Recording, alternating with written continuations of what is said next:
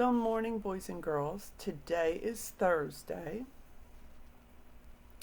and I was thinking about when we were in school how we would sit at the table, take one serving of food, and pass it around so all of our friends can have a serving. And I was thinking about now that we're home so much, how we can remember to do that. Take one serving of something and make sure everybody in our house gets a serving. I bought some oranges yesterday, and I know I'm going to have an orange today because they look delicious.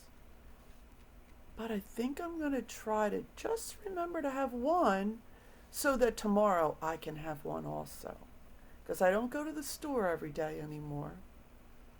And sometimes when I go there, something I'm looking for, like an orange or an apple, is not there. They ran out. So I try to remember to enjoy what I'm eating, but to only take one serving. I have a story that's about that. It's about taking the right amount of things so that everybody can have some. And the story is called Just One. We never read this story before. It was tucked away in my closet. I read it the other day, and I thought it was really a good story. So let's see what it says. The author's name is Sam McBratney, and the illustrator is Ivan Bates. So Sam wrote the story, and Ivan drew these pictures. I like the pictures too. It's about animals. There's a rabbit and a duck. I don't know what that is. Maybe a chipmunk? And a mouse. Let's see what it's about.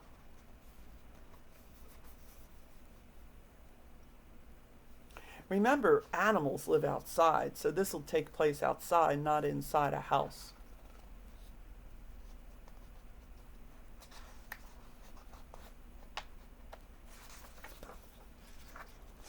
Just one. They look like they're carrying some food that they want to eat later. Down in the woods, little Digger was picking blackberries with the old gray squirrel who looked after him. They picked blackberries along by the river, and they picked them in the shady lane. Soon they had a pile of blackberries.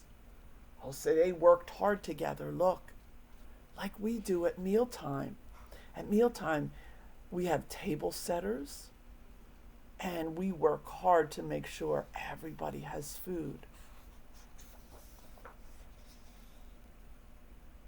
Is this the biggest pile of blackberries you've ever seen? Said Little Digger to Old and Gray.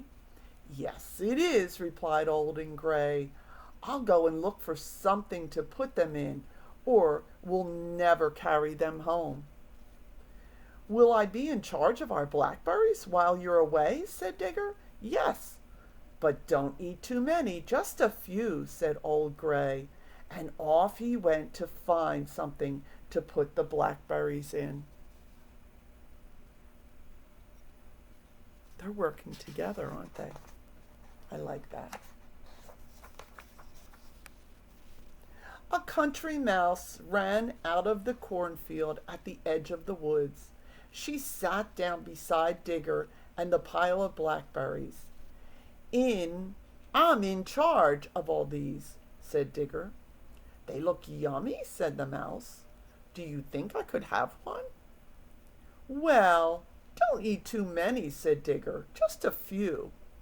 The country mouse ate some of the blackberries, and so did Little Digger. Okay if they have a few, right? A flat-footed duck waddled up from the river. He looked at Digger and the country mouse, and then he pointed to his beak at the pile of blackberries. Very nice indeed, said the duck. I'm in charge of these, said Digger. Do you think I can have some? Asked the duck. Well, not too many, said Digger, just a few. The flat-footed duck ate some of the blackberries, and so did Digger and the country mouse. Oh, Digger and the country mouse are eating more also.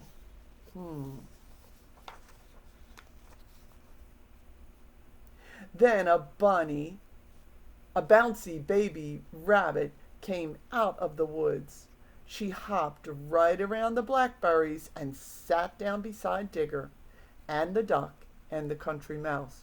Do you think I could taste some of these yummy blackberries? She said. Well, not too many, said Digger. You can just have a few. The bouncy baby rabbit ate some of the blackberries, and so did Digger and the duck and the country mouse. Oh no, every time another animal comes, they all start eating more.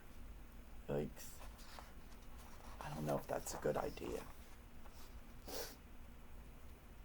Then they heard the noise of someone approaching through the woods. Old and Gray was coming back with something to hold the blackberries. Remember, he went to get a container because there were too many blackberries to carry. I hope there won't be too many to carry in this, he said as he came closer. No, said Digger, looking at the pile of blackberries. Not too many. Oh no. How many? How many do you think is left? Remember the title of the book? Just one? Thanks. Just one? Look, one in his hand. They ate all those blackberries. Now, does Old and Gray have a serving of blackberries to eat? I don't think so.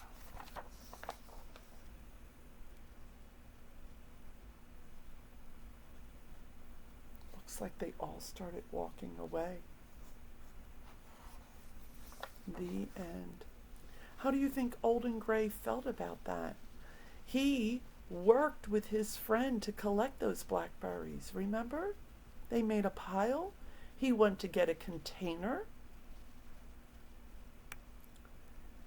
So it's similar to when we sit at the tables and you go and you wash your hands real good, you come to the table, then the next child washes their hands, they come to the table, and we keep doing that until everybody's at the table. We always wait till everybody's at the table, right? We don't start eating before all our friends are there. That's what they should have done. They should have waited for Old and Gray to come back and then shared the blackberries. That way Old and Gray could have had some too. I think there's a lesson in this book. To make sure you share. To make sure you wait for other people to do things with, like having a meal or eating a dessert or a snack. I think it's good to do it with other people so we can share and talk to them while we're doing that. I hope you get to do that with your family today, boys and girls. I'm going to enjoy my orange. I hope you enjoy something healthy to eat today too. I love you very much. I'll talk to you later. Bye.